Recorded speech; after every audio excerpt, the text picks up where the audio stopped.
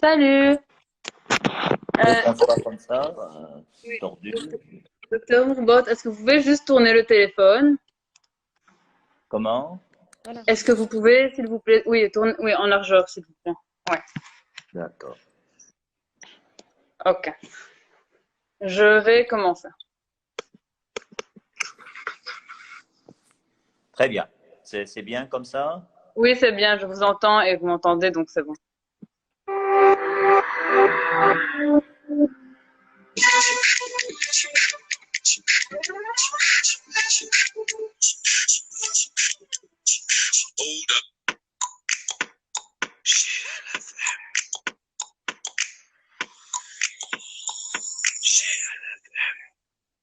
Bonjour et bienvenue à tous à la 10e émission spéciale confinement de la Web TV GLFM.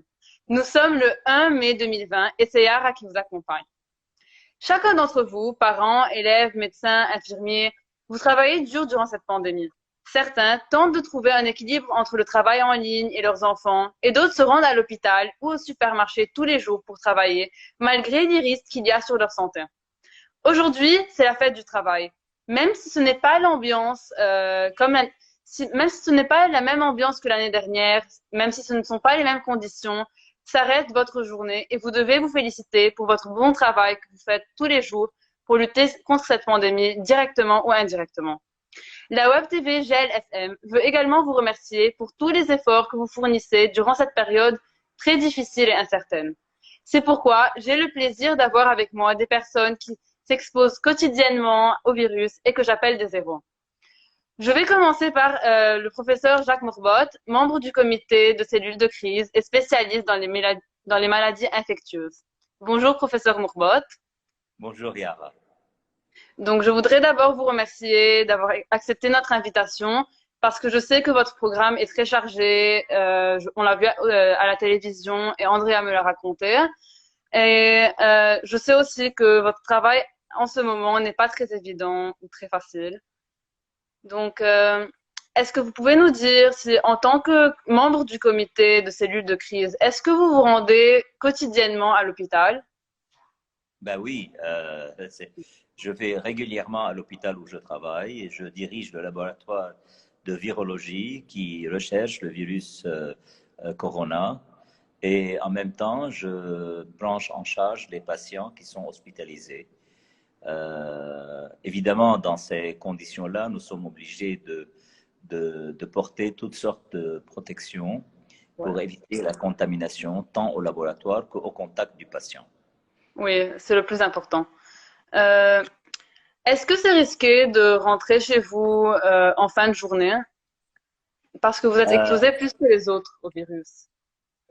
Maintenant, dans la journée de travail, nous portons des masques spéciaux qui sont des masques hautement protecteurs. Quand nous sommes au contact du travail de virologie, donc dans le laboratoire ou au contact du patient, nous portons également des blouses protectrices et des gants. Nous insistons énormément sur le lavage des mains.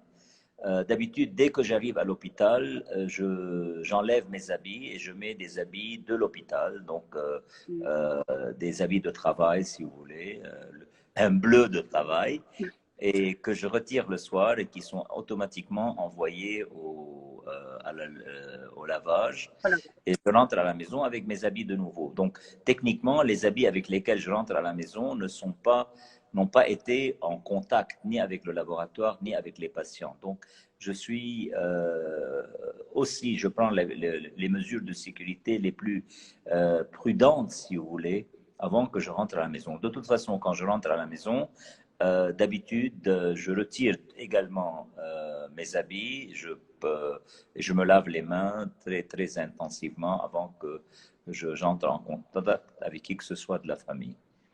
Mais évidemment, D'accord. ma famille comprend qu'il y a un risque et en général, je suis considéré presque comme un pestiféré à la maison. Non, ils ont raison. Non, je suis sûre ils sont tous fiers de vous, en tout cas. Ça, je suis sûre. On est tous fiers de vous. Donc, Merci. professeur Mourbot, on parle maintenant de déconfinement. Donc, il y a des personnes qui sont en train de retourner au travail, les écoles vont rouvrir et même les parents, les adultes vont retourner au travail. Donc, je suis sûre on ne va pas retourner, non, donc en public, en faisant comme si de rien n'était. Donc, à votre avis, quelles sont les précautions à prendre quand notre vie va recommencer? Eh bien, croyez-moi, le corona nouveau, c'est-à-dire le Covid-19, va entraîner un changement radical dans notre comportement social pour des semaines, des mois et même peut-être des années à venir. Il est très peu probable, j'espère, que les gens ont compris qu'on va être obligé de maintenir une distance sociale qui va être nécessaire pour éviter une reprise de l'épidémie. Donc, on va être obligé de ne pas avoir des réunions de groupe. On va être obligé d'avoir des systèmes, des salles de théâtre où les chaises sont loin les uns des autres, les salles de cinéma où les chaises sont éloignées, les salles de restaurant où les tables sont éloignées les unes des autres. Donc, ça ne va pas être évident. Au niveau du travail, il va y avoir un système où l'employé va être écarté, éloigné des autres employés. On ne va pas se retrouver à la cantine pour manger, où il va y avoir un horaire bien spécial pour que chacun descende à la cantine pour manger. La même chose va se passer dans les écoles et dans tout comportement social maintenant. Pour les centres de gymnastique, par exemple, également, il va y avoir un horaire spécial. On ne peut plus accepter d'avoir un très grand nombre de personnes en même temps. On va vous dire, vous venez à 5 heures, un tel, vous venez à 6 heures, et vous ne devez pas être présent en même temps dans la salle. Donc, il faut qu'il y ait ce comportement-là. Il faut que les gens comprennent et que les organismes de l'État et des sociétés privées s'adaptent et adoptent des protocoles de protection. Sinon, croyez-moi, l'épidémie va reprendre de plus belle.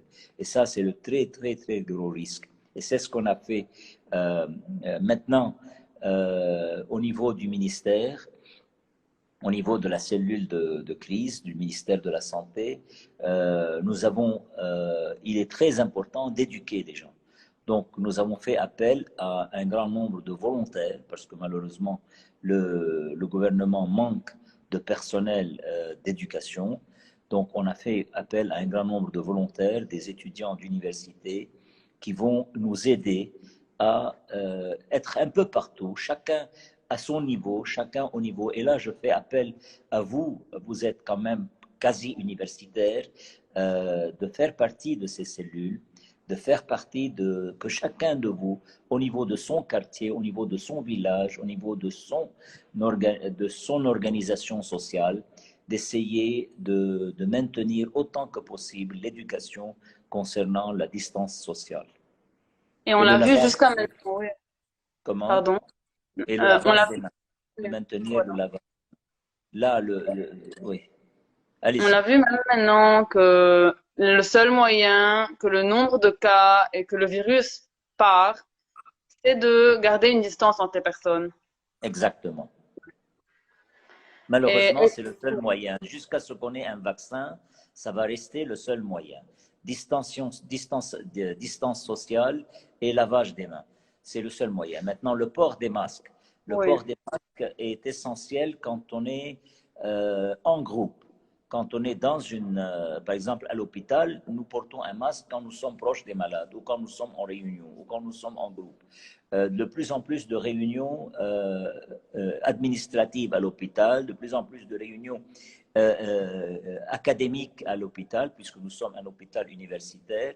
L'enseignement des étudiants, tout est en train de se faire sur un système informatisé comme WebEx ou comme Zoom pour faire l'enseignement. et est-ce que vous pensez qu'il sera nécessaire de porter des gants quand on Non, partira en public? Non. non, non. Ok. Les gants sont nécessaires quand nous sommes en train de faire une procédure spéciale à un patient, à quelqu'un qui est malade. Juste comme ça dans le public, ça ne sert strictement à rien. Moi, par exemple, quand j'examine un malade, je ne porte pas de gants. Je ne porte de gants que quand je fais une procédure, quand je fais un prélèvement, excusez-moi, quand je fais un examen spécial à un malade, à ce moment-là, quand je suis en train de faire un prélèvement de gorge ou quelque chose comme ça, je porte des gants. Mais quand je l'examine avec mes mains, sans port de gants. Ok.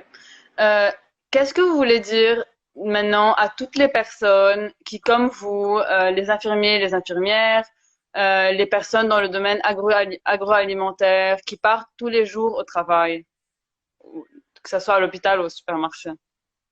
Eh bien, c'est la même chose. La distension sociale, distance sociale. Il faut maintenir ça. C'est-à-dire, quand on entre au supermarché, il faut être loin, à la queue leu, mais loin des uns des autres. Quand on arrive à la caisse, il faut être loin des uns des autres. Quand on est dans un rayon en train d'acheter des choses, il faut être loin les uns des autres. C'est ça qui est très, très important. Il faut comprendre, il faut que les gens comprennent et que l'administration du supermarché, l'administration des organismes qui dirigent n'importe quelle institution doit obliger les gens à suivre tel ordre. Et c'est là l'importance de ce groupe que nous sommes en train de former, qui sont ces jeunes bénévoles qui vont, I hope, qui vont essayer de travailler dans leur cellule sociale, si vous voulez. Ouais, d'accord. Donc, merci beaucoup, professeur Morbot, pour le temps que vous nous avez accordé et je vous souhaite bonne chance pour la suite en espérant que cette période passe le plus vite possible. Et à tous nos auditeurs, comme vous l'avez entendu, essayez de dire à vos voisins, à votre village, à vos proches, à votre famille, de ne pas, de garder une distance sociale. Il faut garder cette distance sociale pour terminer le plus tôt de cette pandémie. Je vous remercie et nous comptons absolument sur vous, sur les jeunes, parce que c'est votre avenir que vous êtes en train de construire. D'accord. Merci beaucoup, docteur Morbot.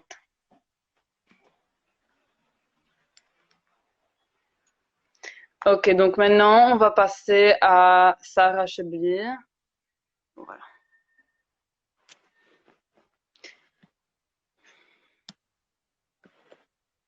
Donc, comme vous l'a dit, docteur Mourbot, garder cette distance, elle est essentielle.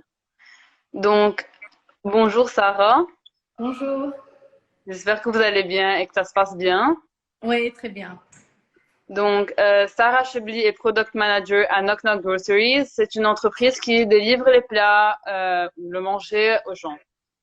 Donc j'espère que ce confinement se passe bien et que ça va encore. Désolée. Donc, ouais, nous sommes une Ouais, application de livraison en ligne, tout ce qui a rapport avec le télémarché. voilà. Euh, comment est-ce que le confinement a affecté votre travail? Alors, en fait, ça a affecté notre travail positivement et négativement en même temps. Donc, là, on a pris nos précautions énormément durant et jusqu'à présent, en tout cas pendant toutes les livraisons. Mais les livraisons ont augmenté, voire même triplé depuis le confinement. Donc c'est bien. Maintenant, est-ce que vous continuez, vous, à partir au travail ou bien vous travaillez de la maison, de chez vous? Alors, en fait, toute l'équipe opérationnelle travaillait à partir de la maison, sauf les livreurs, bien sûr, qui, eux, devaient être dans les entrepôts et devaient être en contact avec les clients, bien sûr. Donc, la plupart de nos collègues étaient en télétravail et l'autre moitié qui font partie des livreurs et des managers d'entrepôt, eux, par contre, ont dû aller travailler chaque jour. Est-ce que certains de ces livreurs avaient peur de travailler durant cette période? Oui, oui, beaucoup de livreurs ont eu peur de travailler et nous avons compris ça.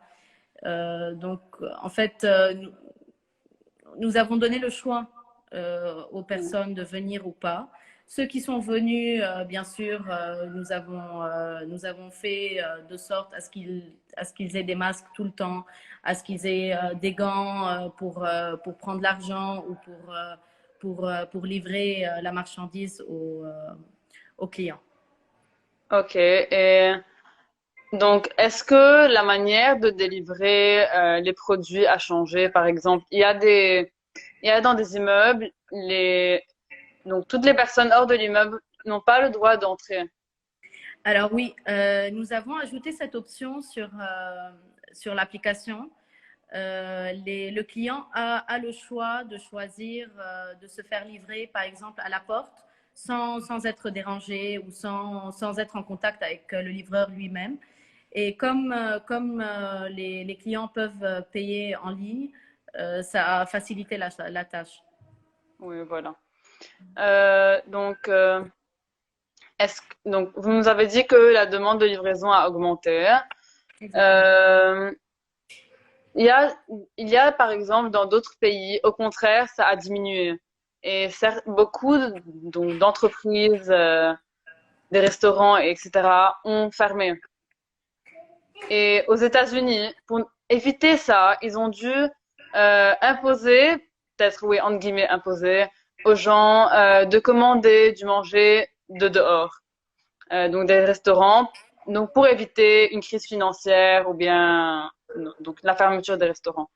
Est-ce que vous pensez que ça doit s'adapter au Liban aussi?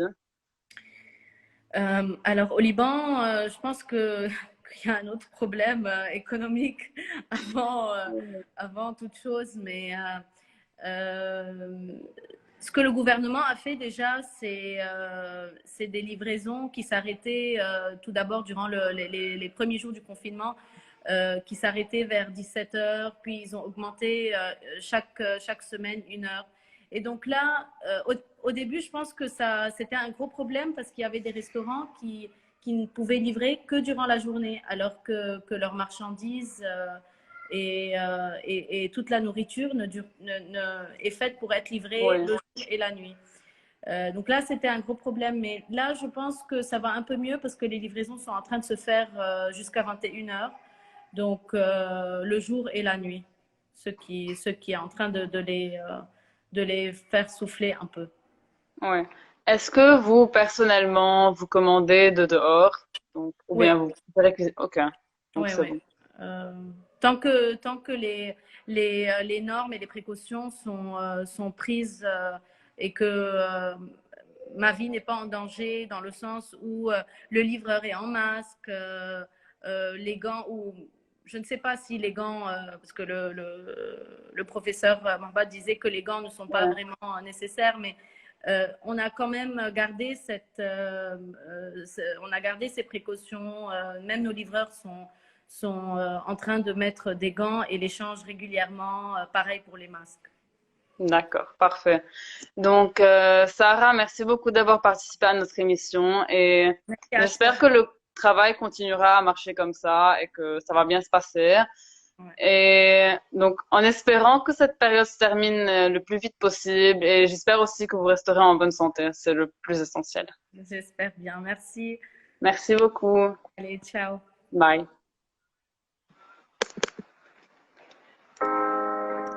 Donc, on va ajouter.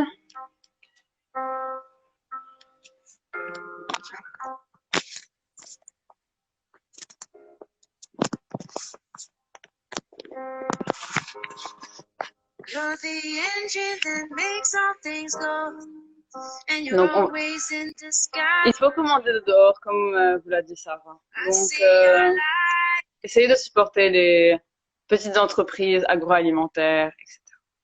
Maintenant, donc en tant qu'élève ou parent du lycée, vous savez combien nos professeurs travaillent dur durant cette période. Euh, Déjà, ce n'est pas facile de s'adapter aux cours en ligne, ce n'est pas facile de taper tous les cours, d'être sûr que les élèves comprennent et suivent bien.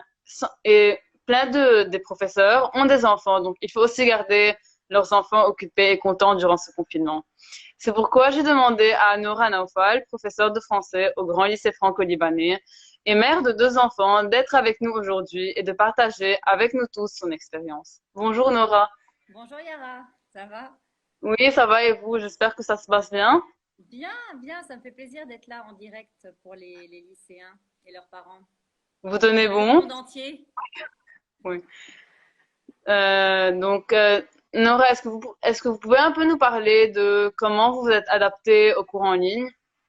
Oui, alors les cours en ligne, ça a commencé début mars, avant même le confinement. En fait, Oui, l'école a été fermée pour les élèves, mais pas pour les professeurs. Donc, dans un premier temps, on a continué à y aller, à rencontrer les collègues pour diverses réunions, l'administration, la direction. Et assez rapidement, donc, on nous a parlé de la Classroom, de tout ce qui est Google Suite, G Suite, c'est-à-dire tout ce qui est dépendant de la Classroom, Zoom aussi, Meet, donc diverses applications pour pouvoir rencontrer très rapidement nos élèves et pouvoir assurer la continuité pédagogique. Donc, on s'est adapté en se formant en ligne, en se formant avec des collègues qui connaissaient en fait déjà ces applications, en parlant, en testant aussi des choses. Donc, en plusieurs étapes, en quelques jours jusqu'à 2-3 semaines, on va dire pour d'autres, on s'est tous bien familiarisés avec ces moyens de communiquer et les élèves se sont adaptés aussi très vite. Donc, on a eu des emplois du temps fixes là récemment, oui, à la demande donc de chaque enseignant, c'est-à-dire à la demande des coordinateurs de chaque matière. Certains ont demandé 5 heures par semaine, d'autres 3 heures, d'autres 1 heure par classe. Et on a pu comme ça faire une école à distance qui ressemble le plus possible à l'école que connaissent les élèves, évidemment. oui, c'est vrai que c'est devenu de plus en plus facile maintenant qu'on s'est habitué. C'est Donc, je ça. pense que ça fait 2 mois qu'on est en train de faire ça. C'est ça. Et c'est un bon moyen. Moi, personnellement, je me sens encore à l'école. C'est ça. On voit les profs, on voit les élèves, donc c'est bon. Disons que la chance quelque part qu'on a eue, c'est que suite aux révoltes de l'automne dernier, le lycée pensait Ouais, déjà à un moyen de permettre la continuité pédagogique en cas de nouveaux blocages, en cas que ce soit à cause de raisons climatiques ou en raison d'événements politiques. Il y avait déjà la Classroom qui avait vu le jour. Les adresses étaient déjà créées par Laura Saba qui s'occupe de ouais, l'informatique pour la MLF. Et l'idée était de nous former toute cette année 2020 pour ensuite en 2020-21 et par la suite pouvoir tout de suite rebondir. Donc là, c'est vrai que ça a été un peu précipité. On a dû aller plus vite, mais ça, je pense que vous l'avez déjà eu dans d'autres interviews. Ça a été un peu plus rapide et on a dû rebondir plus vite. Mais l'idée, bien sûr, c'est que ça puisse aussi perdurer ensuite et c'est que ce moyen de travailler à distance a aussi des points positifs. ouais. Il faut simplement le temps. Voilà, il faut le temps qu'on Et puisse bien comprendre. comme vous l'avez dit, je pense que le lycée était déjà prêt. C'est même la première école, je pense au Liban, qui a développé ses cours. Il y avait encore des écoles jusqu'à il y a 2 semaines, ils n'avaient toujours pas de cours. Donc ça, c'est un point très positif. Donc, Nora, est-ce que vous pouvez nous dire combien de temps vous passez chaque jour, soit en donnant des cours en ligne, soit pendant des réunions pour l'école? Alors, ça dépend évidemment des matières, mais en ce qui me concerne, j'ai 3 à 5 sessions, donc c'est pas des heures complètes, on est sur des sessions de 40-45 minutes, donc 3 à 5 sessions par jour en direct avec les élèves. Ensuite, ça représente à peu près le même temps de préparation et d'envoi de documents et de corriger, c'est-à-dire pour une session, on met du temps à préparer en amont un document qu'on peut projeter, présenter, chose qu'on aurait fait en classe au tableau. Là où on aurait eu des cours qui se construisent vraiment avec les élèves, là, il faut quand même assurer un minimum de structure pour qu'ils puissent, dans cette structure-là, eux aussi s'y retrouver. Et après, on doit leur envoyer donc soit un corrigé, soit une trace écrite, ce qu'ils auraient eu en classe dans leur classeur. Certains peuvent le copier au fur et à mesure, mais il faut aussi penser aux élèves en difficulté ou ceux qui sont un petit peu plus lents. Donc leur envoyer quelque chose derrière pour qu'ils puissent garder une trace et terminer de faire le travail seul. Après, il y a des devoirs qu'ils font en ligne qu'on doit pas forcément corriger en entier, mais au moins valider, donc s'assurer qu'ils ont fait leur devoir. Et un mot, si c'est vu. Les corrections aussi en ligne peuvent prendre du temps, donc je dirais que c'est des journées peut-être de 9 à 10 heures. Je ne sais pas si ça semble beaucoup. Enfin, moi, ça me semble énorme, puisque c'est aussi mes soirées. Mais non, c'est quand même très dense en termes d'heures de travail. Ça, il faut le noter. Aussi pour les élèves qui ont des journées pas forcément à rallonge, mais qui sont un peu déconstruites avec une grosse pause méridienne et parfois des évaluations qui se rajoutent en fin d'après-midi. On a aussi gardé les options pour les lycéens en seconde, première, terminale avec 2-3 sessions à l'après-midi. Donc les journées restent longues et le travail reste très dense, ça c'est sûr. Mais encore une fois, ça va un petit peu mieux quand même qu'au début. Au début, on y passait, et je parle aussi pour mes collègues, réellement toutes nos soirées jusqu'à très tard le soir. Là, on arrive aussi, nous, à nous faire un emploi du temps qui est plus sain aussi pour le moral, parce qu'il faut tenir en fait dans l'endurance. Et c'est vrai, comme on s'est beaucoup précipité, on a fait des choses très vite et de façon très, très dense pour certains.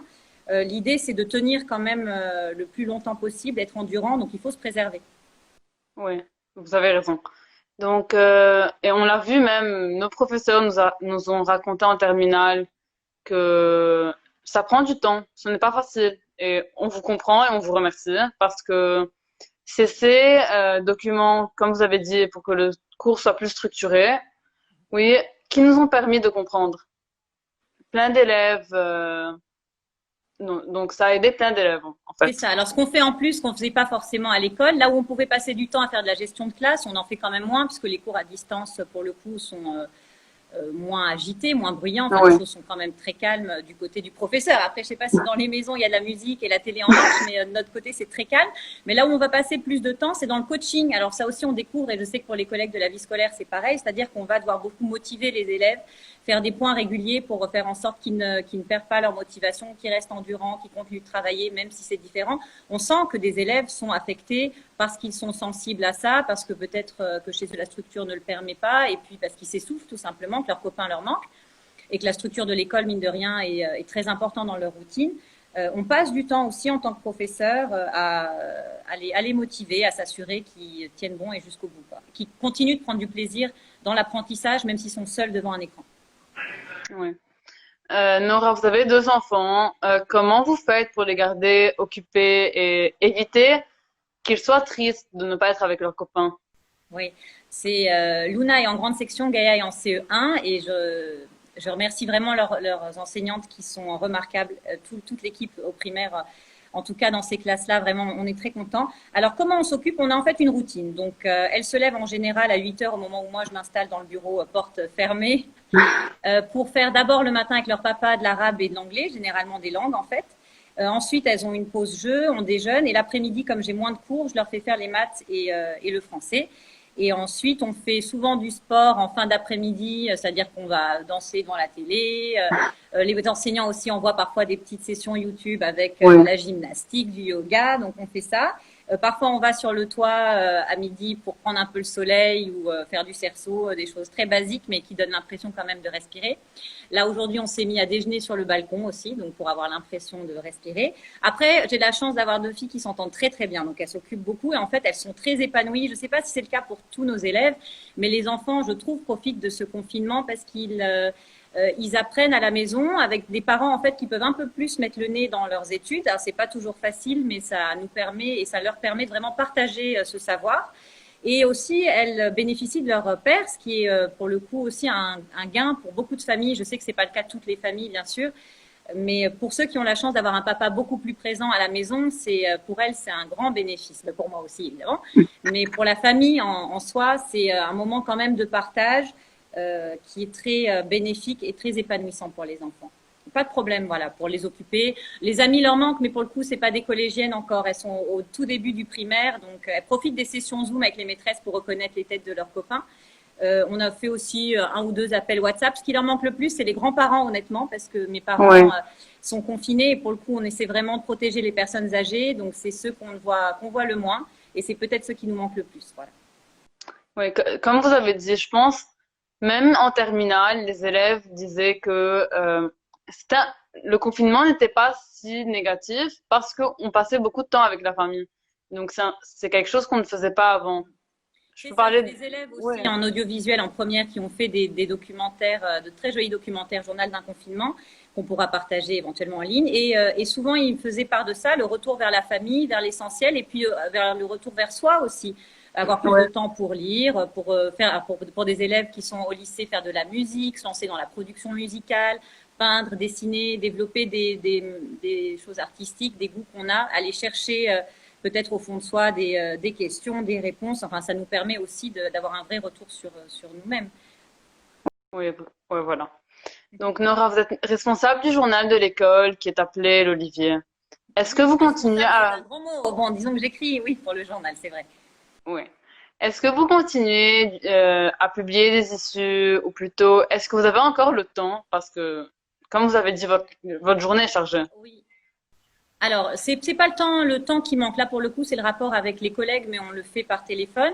C'est-à-dire que l'Olivier, c'est une newsletter adressée aux parents, mais aussi à tout le réseau MLF, aux élèves, à la EFE, à d'autres établissements. Donc, l'idée, c'est toutes les 6 semaines, au retour des vacances, de faire un point sur plein d'initiatives qui ont été mises en place et toute la vie au lycée, les différents services, faire des portraits d'anciens.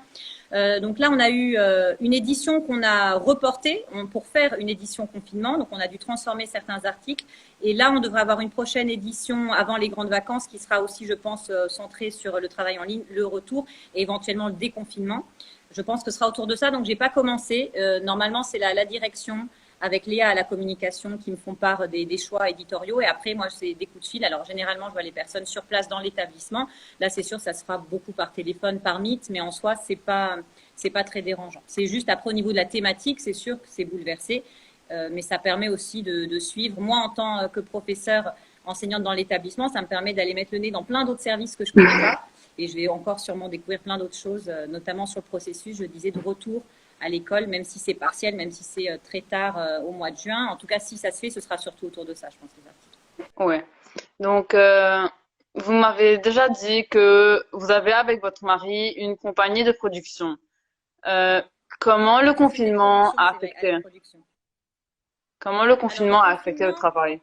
je vais rejoindre certaines personnes tout à l'heure que j'écoutais en ligne là sur GLFM qui disaient qu'en dehors du confinement, il y a aussi la situation économique qui est plus que problématique. Donc, c'est plutôt ça qui a affecté la société de production.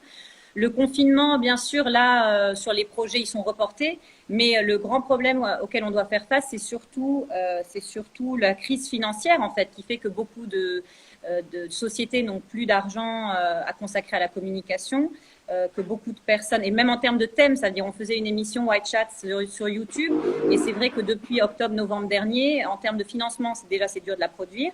Et en termes de sujet, la journaliste qui mène les interviews me disait, mais à part parler de politique, plus personne ne veut parler de rien, les gens sont omnibilés par ça.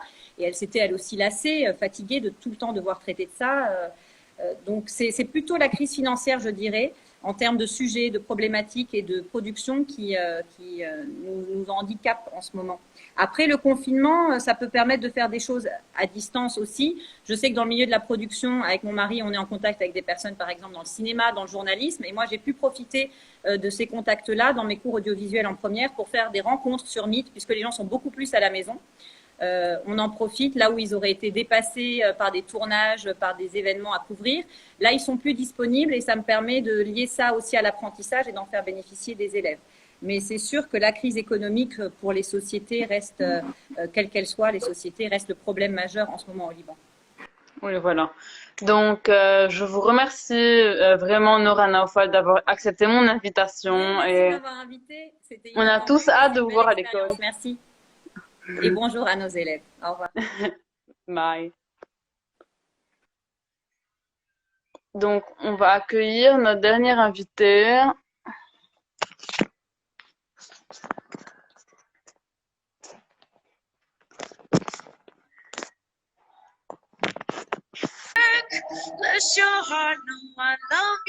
Donc, je pense qu'on est tous d'accord qu'il faut remercier tous nos professeurs pour leur bon travail. Donc, hi Nancy, ça va? Hi Lara, ça va? Oui, ça va bien et vous? Ça va? Comment se passe vos journées? À la maison. Oui, comme tout le monde. Donc, Oui, Nancy Rahmé est une infirmière durant la période du Covid-19. Nancy, vous avez travaillé dans un hôpital qui comporte quand même plusieurs départements qui traitent les patients du oui. Covid-19. Et vous avez vous-même travaillé dans ce département et un des patients que vous traitiez n'était pas au courant qu'il était atteint du Covid-19. Quelle a été votre première réaction lorsque vous avez su qu'il portait la maladie? Oui, tout d'abord, je me souviens très bien de la date. C'était un dimanche, là où le médecin traitant et la direction de l'hôpital nous a contactés pour nous dire que le malade porte le Covid-19. C'était choquant tout d'abord parce que je travaillais pour 2 jours de suite auprès du malade sans le savoir au début. À la fin de mon shift, mon boulot, j'ai demandé à la direction si je peux rester à l'hôpital pour protéger mes parents, mon entourage et tout ça. Le lendemain, j'ai fait le test. C'était le lundi 9 mars, pardon. J'ai fait le test, le premier PCR, et je me suis retournée en confinement pour 2 semaines. Après 24 heures, j'ai su que le test est négatif, que je suis saine, mais je peux dire que j'ai commencé à avoir quelques symptômes, faibles symptômes, comme une toux sèche, petite fièvre à 38,5, traitée par des Panadol et comme ça. J'étais toujours en contact avec la direction de l'hôpital et le médecin traitant. C'était un spécialiste infectiologue. Après 48 heures, les symptômes sont commencés à aggraver. J'ai commencé à avoir des vraies fièvres, vrais épisodes de fièvre avec des frissons, des toux gênantes. Et ils m'ont demandé de rentrer à l'hôpital de nouveau pour refaire le test. C'était l'après-midi du mercredi 11 mars. Je me suis rendue à l'hôpital pour refaire le test. Et le médecin m'a demandé de rester à l'hôpital pour plus de surveillance. Je suis restée pendant 2 semaines et ça a commencé, mon histoire avec le Covid, dès le soir du mercredi. Le test est retourné positif avec des vrais symptômes, des vraies douleurs et j'ai été en confinement à l'hôpital et en dehors de l'hôpital. Ok. C'était très gênant. Ça a duré combien de temps, en gros? À peu près, j'ai été dans l'hôpital pendant 2 semaines. D'après ces 15 jours, 8 jours ont été désagréables, avec des douleurs partout, des toux, des céphalées, des mal à la gorge, des vomissements, manque d'appétit, diarrhée. Même j'ai besoin d'utiliser, avec la toux, j'ai eu recours à l'oxygène pour 2 ou 3 jours de suite. Et c'était mal un peu, avec des arthralgies, myalgies et tout. Vous avez commencé à l'hôpital, puis vous êtes retourné à la maison, ou bien le contraire? Non, j'ai commencé dans un location. J'étais en confinement, puis retournée à l'hôpital, puis retournée à la même place où j'étais en confinement. Je suis sortie le 25 mars de l'hôpital avec un seul symptôme. J'avais seulement la toux. J'ai commencé à guérir de nouveau. Et j'étais en confinement encore pour 2 semaines de temps. Et Et je comment suis vous vous toujours sentez en aujourd'hui? confinement. Plus mieux. J'ai un peu de troubles d'immunité, toujours, ce qui m'empêche de retourner à mon travail. Et c'est tout. Donc, bonne guérison, et de ma Merci. part et de la part de toute la web radio TV GLFM. Merci. Maintenant, Nancy, avant d'être atteinte du virus et avant d'arrêter de travailler, comment vous vous protégez à l'hôpital? Donc, la combinaison. Oui. Il faut toujours laver les mains avant et après chaque contact avec un malade. Porter des gants quand si c'est nécessaire. Et on a les rules, les précautions standards à prendre si le malade est en isolement. Donc, il y a des rules à prendre. Ok. Donc, lorsque l'hôpital dans lequel vous travaillez a commencé à accueillir les patients atteints du Covid-19, à quoi vous pensez chaque jour en partant au travail? Pour moi, c'est pas le cas, car dès le 8 mars, je suis en confinement et j'ai pas eu le temps de travailler en vrai auprès des malades Ok. C'était mon premier malade qui est infecté. Et depuis, je suis en confinement. Donc, Ok. j'ai pas eu le temps d'être opérée ces malades. Et vous aurez pu, avant qu'il y ait ce malade, donc quand le premier cas de corona donc, Mhm. a été annoncé au Liban, vous aurez pu demander de ne pas travailler durant cette période et de ne pas prendre le risque d'attraper le virus. Qu'est-ce qui vous a poussé à Non. continuer?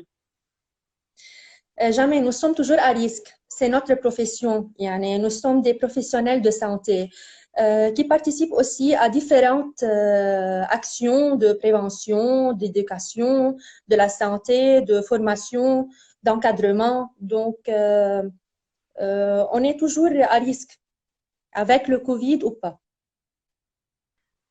Ok. Et pourquoi d'être infirmière? Oui, je t'entends. Oui. Euh, Pourquoi, à la base, vous avez décidé d'être infirmière et de travailler dans ce domaine risqué? Oui, les soins infirmiers englobe également la planification de la mise en œuvre des soins auprès des malades curatifs et des réadaptations chez les malades. C'est plus touchant à la partie humaine. On travaille avec des êtres humains, on est auprès de quelqu'un qui sont besoin d'une aide. Et j'aime bien être auprès de ces malades. J'aime bien être donner un peu de temps, même si pas curatif. Il y a un peu de morale, un peu des aspects concernant les aspects physiques, mentaux, sociaux de la vie. Tout ce qui concerne la maladie, les handicaps, même la mort. Donc, on est toujours auprès des malades. Ce qui me pousse et me donne la joie d'être auprès de ces malades. C'est vrai qu'il faut beaucoup de courage pour rentrer dans un métier pareil. Donc, merci beaucoup Nancy et bonne guérison. Donc, de ma part, de la part de Merci. toute la Web TV GLFM et du Grand Lycée Franco-Libanais. Je sais que cette Merci à vous. expérience n'était pas la plus belle ou la plus facile et qu'elle était Oui. longue et peut-être insupportable des fois. Mais soyez fiers de vous parce que vous l'avez surpassé et vous avez battu ce virus. Et je voudrais également vous dire merci à vous et merci à tous les infirmiers et à toutes les infirmières dans les hôpitaux qui risquent leur vie pour sauver la vie des gens. Donc Merci à merci vous. et à bientôt. À bientôt. Bye. Bye. Donc à tous nos auditeurs, c'est la fin de notre émission. Je voudrais encore une fois remercier tous les médecins, tous les infirmiers et infirmières, toutes les personnes dans le secteur agroalimentaire, tous les professeurs et tous les parents pour votre énorme travail durant cette crise sanitaire. Si nous arrivons à supporter ce confinement et si nous arrivons à vaincre ce virus, c'est sans doute grâce à vous. Donc merci à tous et bonne fête de travail.